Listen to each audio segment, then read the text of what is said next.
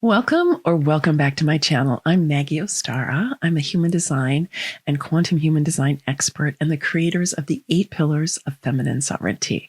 I'm delighted that you're here. And today we're going to dive into the first transit for the month of July 2024 that starts on July 1st.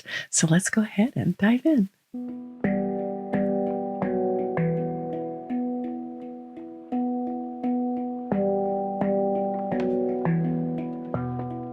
So this first transit for the month of July demonstrates one of the major themes that we have going on during the course of the month. I did do a separate video all about the major themes, which you can go and check out here if you haven't had a chance to see it already, because it'll really give you an overview of what it is that we're going to be working with during the course of the month. And as you see here from this image, the sun is moving into the gate 39 and the earth is moving into the gate 38. Both of these gates are in the knowing circuit and they are on the root center. You can see from this image here that they're coming off either sides of the root and they're in the center channel that is going through that root center. And so we have a theme this month of all of the different gates of the root center being lit up. So we're getting started right away here with the 39 and the 38.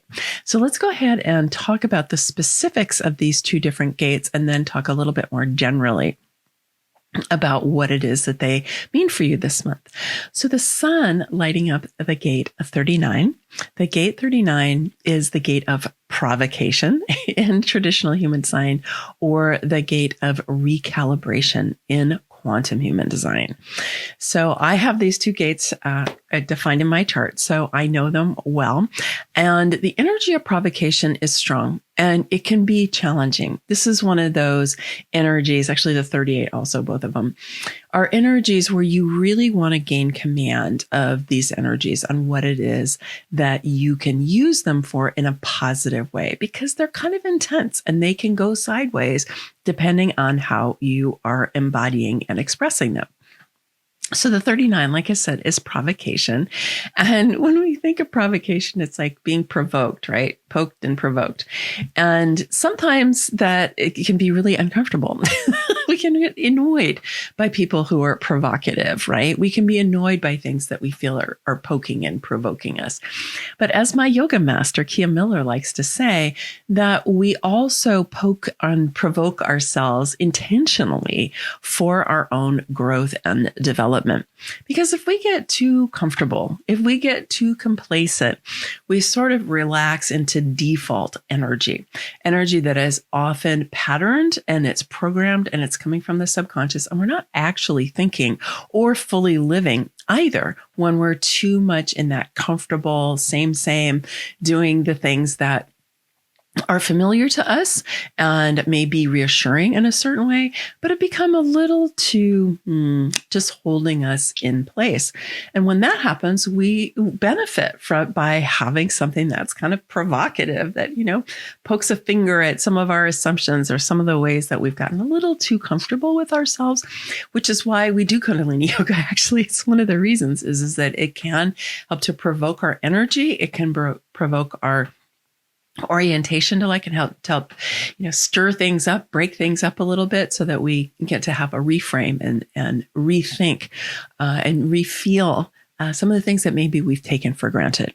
So the 39 totally can be an ally for that. But you can see, remember, if the sun is lighting this up, everybody's going to be feeling it. I mean, people like me who already have it defined in our charts, we're not going to feel it so much because we already have a relationship to that energy. However, if you have it defined in your chart, if it's colored in and you're like, ooh, sometimes I'm provocative in ways I don't mean to be. I like things pop out of my mouth and I don't really like it. If you find that sometimes that energy is kind of managing you, right? It's pushing you to act certain ways. And then, and also other people, right, could be doing that as well. Then when the sun is lighting up, it's an opportunity for you to make a change in how you are embodying and expressing it. So it's a good time for you to discern for yourself. Number one, is this defined in my chart or is it open, right? Is it colored in or is it open? And you can also look if it's defined what planet's lighting it up, because that'll give you some clues as to how you're holding the energy. And then you can also be like, how do do I really want to hold this? Now, I really think of this energy of provocation or recalibration as helping to disrupt our complacency and our familiarity so that we can reorganize and recalibrate ourselves to be more in alignment with what's really true for us, what really matters to us. So this is an opportunity for you to do that. And I would also just say, have compassion and mercy for other people if you find that they're embodying and expressing this energy of provocation in a way that sometimes you might not feel comfortable with. And just realize that they are being influenced by this and, maybe have a conversation about it, right? Like, what are you trying to stir up? What are you trying to make visible? What are you trying to make space for, right? Because sometimes we just want to make space for the mystery. We want to get out of feeling so much like we know how things are working, right? And open up to like, wow, what else is possible? Now, the other thing about the 39 is its mate is the gate 55, which is on the emotional solar plexus. It's known as the gate of faith in quantum human design. And the 55 is all about being comfortable with having what we need when we need to have it, right? Knowing that we're going to have what we need when we need to have it. It's a beautiful energy of abundance and prosperity, but it's not accumulation. Okay. It's not about accumulating, hoarding, that kind of thing. In fact, it's the opposite of that. It's the faith to know that we're going to have what we need when we need to have it, so that we don't project our fear of scarcity in particular out into our future, and have it color everything that's around us so that we fall into a kind of fear state around that. I actually have done a dance with this myself in the last, 6 months or so, where I've really been looking at, am I in a place of faith, of believing that I have what I need when I need to have it? Or am I falling into this kind of cultural construct that you have to have more and more and more and more and more in order to be safe? So check it out for yourself. Like, what is your relationship to scarcity and to abundance? Do you feel comfortable in knowing that you're going to be supported, that the universe has your back, and that you're going to have what you need when you need to have it, even if right now you don't see it coming, in a month or 6 months or whatever it is, and being able to fall into that.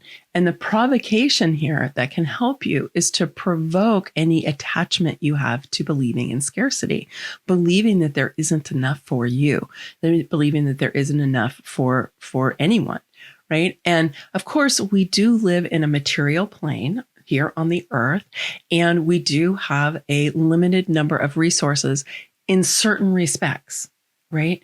But remember that in the energy realms, there's an unlimited amount of energy when we're able to tap into it.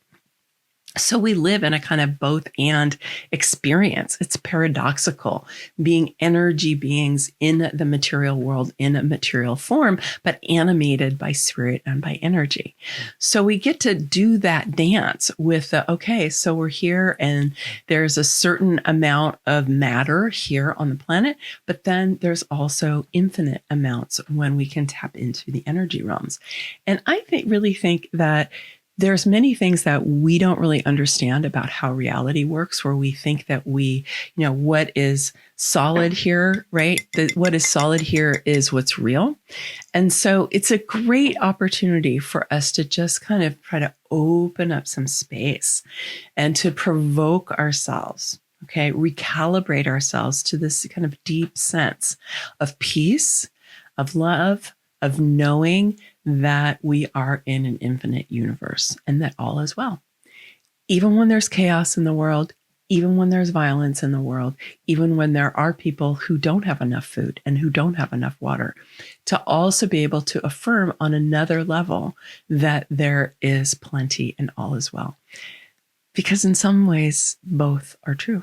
And this is one of the paradoxes of being able to have multiple perspectives, let us to see different points of view all at the same time. And the earth is lighting up the gate 38. So the gate 38 in traditional human design is known as the fighter. And in quantum human design is the visionary leader or the visionary. This is colloquially known, affectionately known as the Martin Luther King gate. I like to call it the stake in the ground gate, because to me, this is really where you say, I'm putting a stake in the ground around what matters to me, about what I think is important. It's where you stand up and be counted, right? It's nonviolent. Remember, like civil rights was a nonviolent movement, extremely powerful, created a lot of change, but it was a nonviolent movement. So we're not talking about fighting.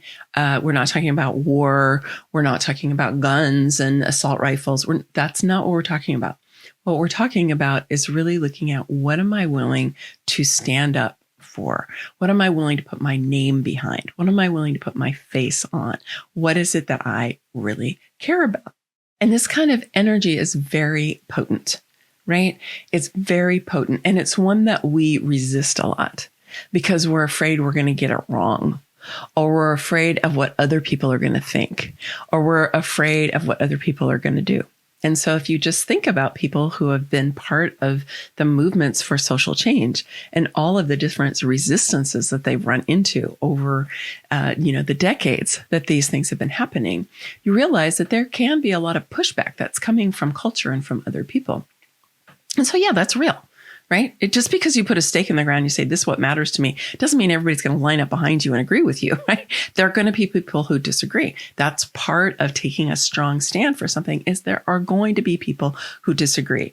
And one of the things that I used to always say when I did a lot of business coaching is I said, if nobody is disagreeing with what you're saying, then you're not saying anything important.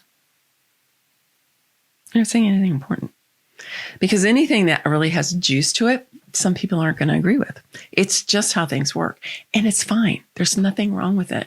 So if you have that fear about how are other people going to react, what are they going to say, how are they going to be with me, and all of that, you can look at that, but don't give your power away to them. Don't be like, ooh, I better not stand for what I want to stand for because of how they're going to feel about it. That's their business. It's not your business. Your business is on how you feel, what matters to you, what you want to put a stake in the ground, right? That's your business. So you have a lot of energetic support here from this earth as you are leaning into, what are the values that really matter to me, right? What are the things that really matter here in this present time in my life and here on planet Earth? And you get to dial into and find the place where what you care about most and what the earth is really needing and what humanity is really needing, where those two things overlap.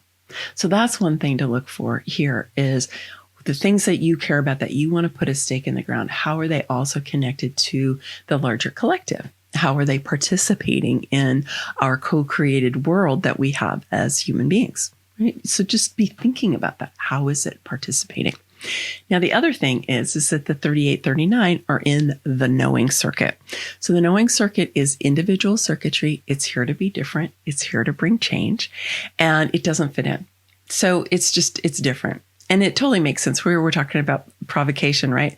Breaking up patterns, pointing out our attachment to scarcity and to ways of the being that don't really suit us. And then here we've got the fighter who's like, let's go ahead and change the world based on a higher set of values, right? These things, they don't really fit in, right? They're on the leading edge of consciousness, which is what the knowing circuit is all about. And I really feel that we are going to be receiving a lot of guidance and solutions to the challenges that we have in our world today when we tap into what's available to us through the knowing circuit. So during this transit, we're all going to have an experience of the 3839, right? And we're going to have the opportunity to be leaning into, what is it that is coming to us from the creative intelligence of the universe, right? From super consciousness that's coming through that knowing circuit and is then giving us this guidance in our root center, because the root center is also our connection with the earth. It's the place that we connect our spine, if you will, and our soma to the mother body, right? That's what Gaia is, the great mother for us as humanity. And so we can be working with our relationship to the planet and to this beautiful environment that has been created for us, where we have been given everything that we need, right? What is our relationship to that while these two gates are being lit up? And how do we elevate, right, our relationship to the earth and to our own root center, to prosperity and abundance, and to our values and what really matters to us? And are we willing to stand up for them? If this speaks to you and you're kind of feel like you're awakening to wanting to be more engaged and helping to be part of the solution, you want to have the work that you do in the world or the energy that you're putting out into the world to be helping to benefit us moving through this kind of birth canal that we're in during this time. And if you're looking for support for that, check out my book, Feminine Sovereignty, 8 Pillars for Regenerating Ourselves and Our World. It is a practical path for the awakening person. It is addressed specifically to women, but it's not only for women. Men, non-binary, trans people, anybody really can get a lot out of this book. I just address it to women because they tend to be my major audience, but it doesn't mean that you can't benefit from it. So it's a practical path for you as you are awakening to want to be contributing in a bigger way that's really meaningful for you around your stake in the ground energy, and helping us to reformulate our relationship to the earth so that we can help this earth heal, so that we can create a culture and a world that we'd be proud to leave to future generations.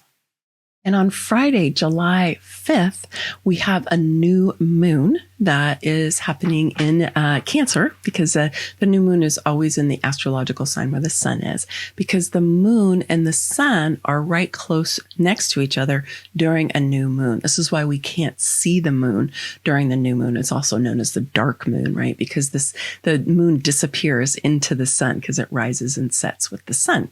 And during the full moon, it's the opposite. The moon rises as the sun is setting. Interesting, right? So during this new moon, the new moon is also in the gate 39, the gate of provocation or recalibration.